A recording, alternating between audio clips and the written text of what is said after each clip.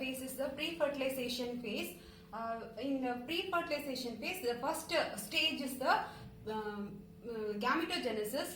Here in plants it is microsporogenesis and megasporogenesis that we have seen. Now the second stage is the gamete transfer. In plants, gamete transfer is called as pollination. Gamete transfer means transfer of male gamete to female gamete. Always male gamete is transferred to female gamete. Whereas pollination refers to transfer of pollen grains from anther to stigma. Pollen grain is the male gamete in plants which is transferred from the male sex organ anther to the female sex organ stigma. Pollination can be of two types. They are self-pollination and cross-pollination. Self-pollination is again subdivided into autogamy and geitonogamy. Self-pollination, the name itself says that the pollination is done between the same plant. So, autogamy is the transfer of pollen from anther to stigma of the same flower. It is in the case of bisexual flower. In the bisexual flower, both the male sex organ and the female sex organ is present in the same flower. So, the male gamete is transferred from the same flower to the female gamete of the same flower. So, autogamy is the transfer of pollen from anther to stigma of the same flower. Geitonogamy is the transfer of pollen from anther of one flower to stigma of another flower. Of the same plant. In the same plant, the anther from one flower is transferred to the stigma of another flower. Here, the case may be bisexual or unisexual. They may be unisexual or bisexual. In the bisexual flower also, the anther from one flower can be transferred to the anther of the another flower. In unisexual also, the anther from one flower can be transferred to the anther of another flower of the same plant. The advantages of self-pollination is the progeny formation is 100% guarantee. At the end of the process, progeny is formed. There won't be any lack of process in this self-pollination. But the disadvantages, again and again, the same gene pooling is happening. So, there will be inbreeding, depression in the plant. Coming to the cross-pollination, it is also called as xenogamy or allogamy. Here the transfer of pollen from anther of one plant to stigma of another plant of same species. So from the pollen grain of anther from one plant is transferred to the stigma of another plant. So there is a gene variation. Here agency is required, whereas in self-pollination no agency is required, but for cross-pollination the anther has to be carried from one plant to another. So there is a agency required. The agency may be biotic or abiotic based on the necessity of the plant. The advantage is genetic variation. Here it is as it is transferred from one plant to another plant, there is a genetic variation. But the disadvantage is if agency is not present, there is no possibility for progeny formation. For example, if the wind is a pollinating agent, if the wind anther has to be transferred from east to west, let's say east to west, to when the stigma is present in the west direction. If the wind is blowing from west to east, the anther will fall on the other side and it won't reach the stigma. So there won't be any progeny formation. Likewise, in the cycle for a mutual relationship between the agency and the plant in biotic factor, if the agency is disturbed, the life cycle of the agency is disturbed, then there won't be pollination. For example, bees. Nowadays honeybees population is less in amount, so there is no pollination of flowers. That affects the pollination of flowers, which depends on honeybees for their pollination. Hence the agency present and not present will affect the pollination in case of cross pollination of plants. This is the pollination types. We will see the adaptation of pollination. These are some adaptations for self-pollination. Here the first one is homogamy, in which the maturation of the male and the female sex organs happens at the same time. So the anther will not mature before the stigma, or the stigma never matures before the anther. So they will mature at the same time so that the pollination is ensured. The second one is cleistogamy. Cleistogamy is a special type of flowers which is a closed one. Here the sex organs are enclosed within the flower. They are not exposed. So the anther, when it falls down, it will fall on the stigma itself. It won't fall off from the flower. It will be closed and it looks like a bud.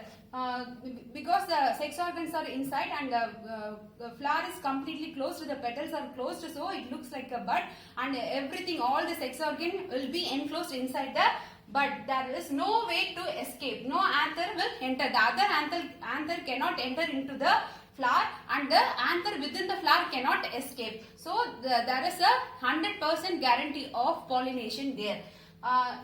The examples for cleistogamy is oxalis and Viola communica. They produce two types of flowers, that is cleistogamous flowers and chasmogamous flowers. Cleistogamous flowers are the bud-like flowers which are closed type. This is an adaptation for self-pollination. Here the anther and stigma are closed inside the petals, so there is self-pollination. Chasmogamous flowers are open. They are normal flowers where anther and stigma are exposed to the outer environment. If there is another anther coming and settling on stigma, there is a pollination. The anther present in the chasmogamous flower can spread to another flower also. So this is a chasmogamy is a adaptation for cross pollination, whereas cleistogamy is a adaptation for self-pollination. Coming to the case of Minabilis jaturi, the anther bends on the stigma. So when the anther gets matured, it will bend down towards the stigma and spread its pollen grain on the stigma, ensuring pollination. In Vinca rosea, the flower itself is narrow and funnel shaped, and the stigma style will elongate. When the anther matures, the style will elongate and reach the position of the anther to get the pollen grains. This is a adaptation for self-pollination. In Solanum tuberosum, that is sweet potato, the stigma elongates, coiling around the anther. So there is no chance of anther falling down or getting escaped. So the stigma will coil around the anther and ensures the pollination. This is how the adaptations for self-pollination works on the flowers. Now we move on to adaptations for cross-pollination. We have seen the adaptations for self-pollination. Now we are going to see the adaptations for cross-pollination. The first adaptation is unisexuality. In unisexuality, the plant is either pistillate or staminate. That is, either it will have the male sex organ or the female sex organ. The example for this is castor and papaya. The flowers are unisexual in nature here. The second adaptation is dichogamy. Dichogamy, the maturation of male and female sex organ happens at different time. When the male matures first, the female will not mature. If the female matures first, the male will not mature. So there won't be any pollination between the two. So the example is cotton and okra. Dichogamy is an adaptation for cross pollination. Heterostyly, the length of the style differs. For example, it is evening primrose. When the style length will be less than the anther or more than the anther, so it will not come in contact with the anther of the same flower. If the style is less than that of the length of the anther, then it is called as thrum flower. If the style is more than that of the length of the anther, then it is called as spin flower. Vinca rosea, that is evening primrose, will produce three types of flower. One is normal, one is pin flowers, and one is thrum flowers. This normal flowers will undergo self-pollination, but the other two flowers, the thrum flower and the pin flower, will undergo cross-pollination. It is an adaptation for cross-pollination. Prepotency is the fourth adaptation for cross-pollination. Here, two different types of pollen grains are produced. different types of pollen grains are produced. If the pollen grain from the same flower, it will get germinate first.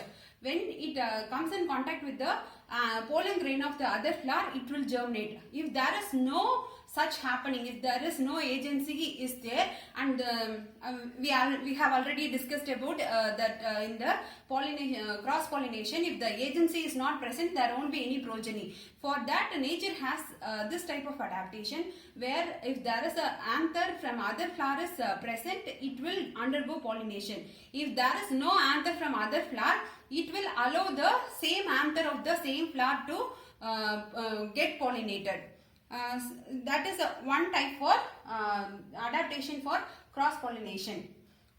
Self incompatibility. Here the self pollen don't germinate. Pollen from the self plant will not pollinate the stigma of the same plant. They won't get germinate. If they go for another flower only, they will pollinate the stigma. There is a pollen pistil interactions, where there is some dialogue between pollen and the pistil, where some chemical components are produced. This chemical components will decide whether the stigma has to be whether the ovary has to be pollinated or not. So in self-incompatibility condition, the pollen from the self plant will not fuse with the ovary of the self plant. Suppression of one sex. One matures but other non-functional. In case of bisexual flower, one matures, one either anther or ovary will mature, and the other will become non-functional.